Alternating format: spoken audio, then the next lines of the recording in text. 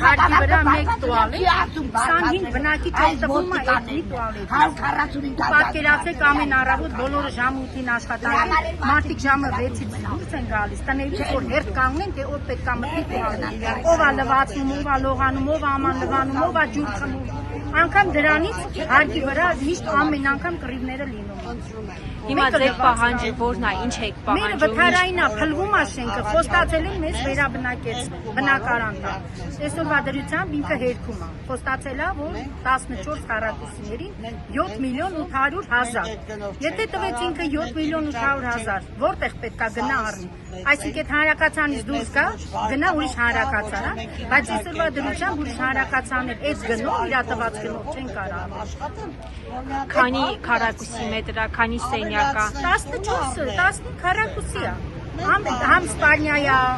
համ հյուրասենյակ է, համ սանհանգույց է, ամեն ինչը տեղ։ Բոլորինը նույն պայմանն է։ Հա, բոլորինն էլ այդ վիճակն է։ Արդեն հոգնել ենք մարդին, եթե որպես վարչապետ խոսքը բերանիցը դուրս է եկել, պահի այդ խոստումը,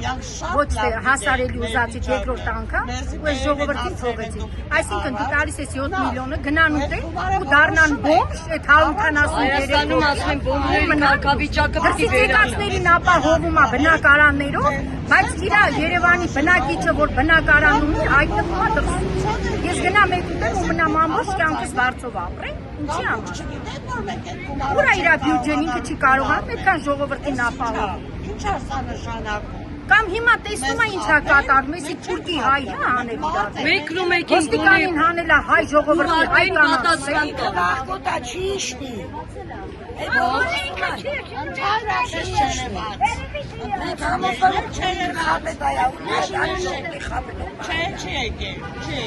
Ձայները գողացան հանգիստ նստանի հանձատում, բայց շուտով կմաքրվեն։ Բայց հիմա են չեն գալիս։